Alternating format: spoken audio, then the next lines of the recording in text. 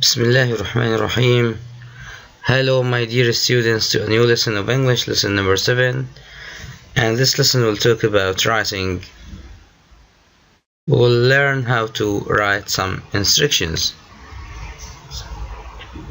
Number 1. Preparation for writing.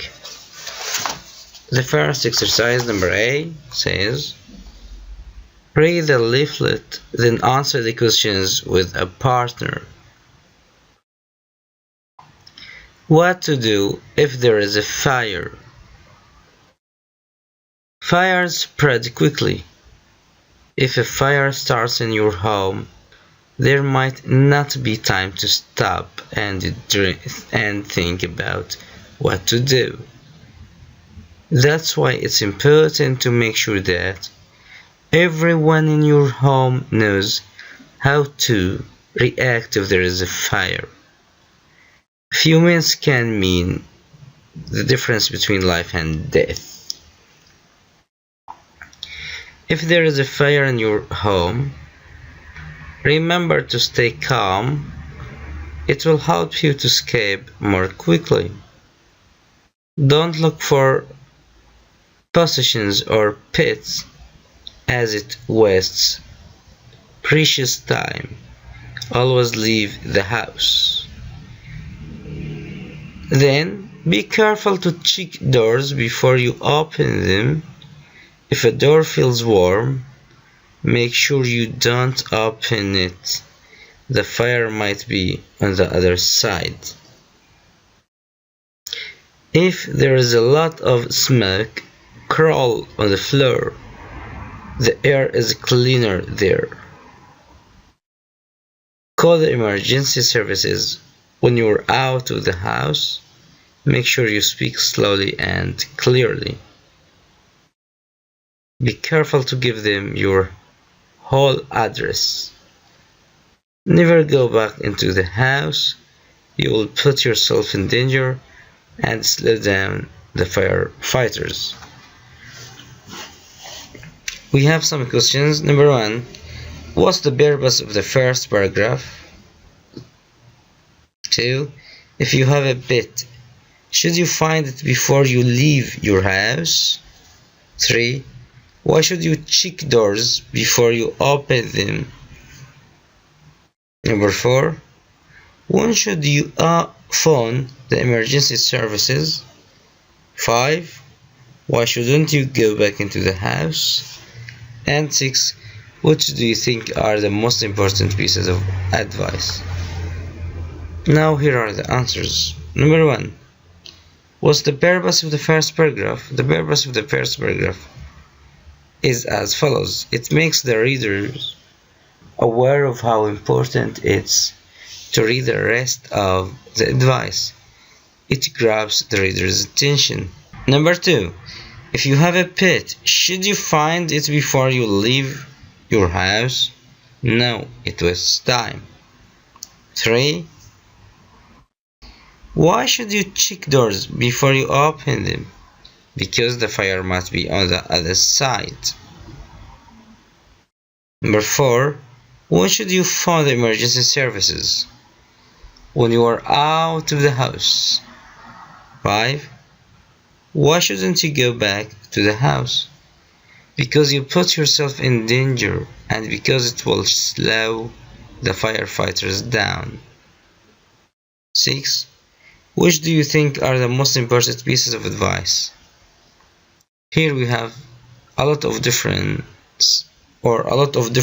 answers, so we can accept any answer here. Probably the first and the last pieces of advice. Number B. Look at the notes about how to react during an earthquake. Match each piece of advice to a reason. Here we have advice on the left and reason on the right. The advice: if indoors, take cover under desk or table, hold on and wait. Stay away from windows and heavy furniture. If outside, get into the open. If driving, stop if you can. but not under a tree or sign. If in the mountains, watch out for falling rocks. Reason: it's dangerous to be near buildings. They might fall onto your car. They might be loosened by the earthquake. They might break or fall over. It's not safe to move. Here are the answers. If indoors, take cover under a desk or table, hold on and wait. It's not safe to move. Stay away from windows and heavy furniture. They might break or fall over. If outside, get into the open. It's dangerous to be near buildings. If driving, stop if you can, but not under a tree or sign.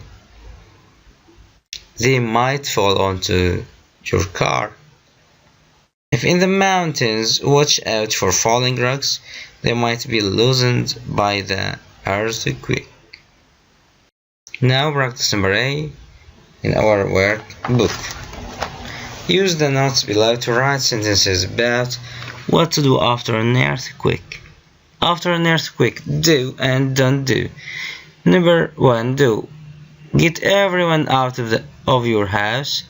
Give first aid where necessary. Help neighbors who may need assistance. Check your home for damage.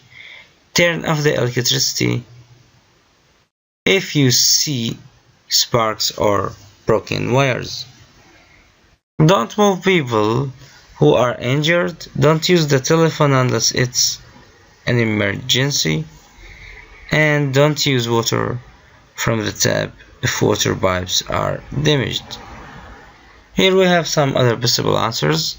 Make sure you get everyone out of your house. You should give first aid where necessary. You should help neighbors who may need assistance. Always check your home for damage.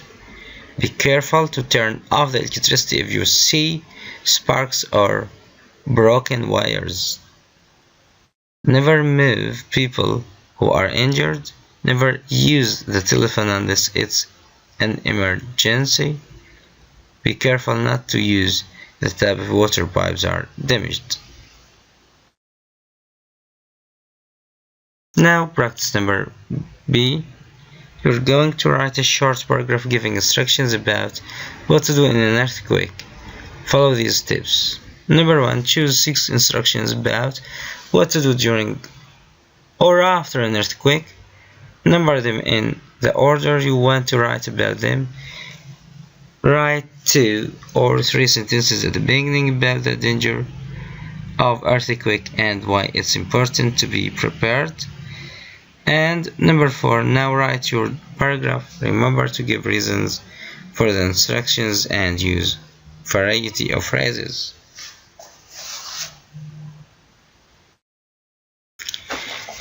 We have some samples here. You can choose from them. Now during an earthquake, if you're indoors, stay there, get under and hold on to desk or table, or stand against an interior wall. Stay clear of exterior walls. Stay clear of exterior walls, glass, heavy furniture, fireplaces, and appliances. The kitchen is a particularly dangerous spot.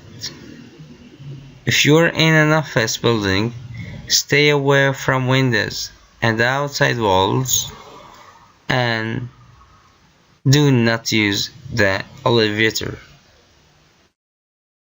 If you're outside, get into the open, stay clear of buildings, power lines, or anything else that could fall on you. If you're driving, move the car out of traffic and stop. Avoid parking under or on bridges or overpasses. Try to get clear of trees, light posts, signs and power lines. When you resume driving, watch out for road hazards. If you're in mountains area, beware of the potential for landslides. Likewise, if you're near the ocean, be aware that tsunamis are associated with large earthquakes. Get to high ground. If you are in a crowded public place, avoid panicking and don't rush for the exit. Stay low and cover your head and neck with your hands and arms. What about after the earthquake? After happening an earthquake, we can check for fire or fire hazards. If you smell gas, shut off the main gas valve. If there is evidence of damage to electrical wiring, shut off the power at the control box. If the phone is working, only use it in case of emergency. Likewise, avoid driving if possible to keep the streets clear for emergency vehicles. Be aware that items may fall out of cupboards or closets when the door is opened, and also the chimneys can be weakened and fall with a touch. Check for cracks and damage to the roof and foundation of your home. Listen to the radio for information and instructions. Remember that aftershocks, sometimes large enough to cause damage in their own right, generally follow large quakes. If you leave home, leave a message telling friends and family your location. So you can write a paragraph by your own, my dear students, and you can get the benefit from during and after an earthquake paragraphs. After that, you can do it yourselves. So at this point, we can conclude this lesson. Thank you, my students, and goodbye.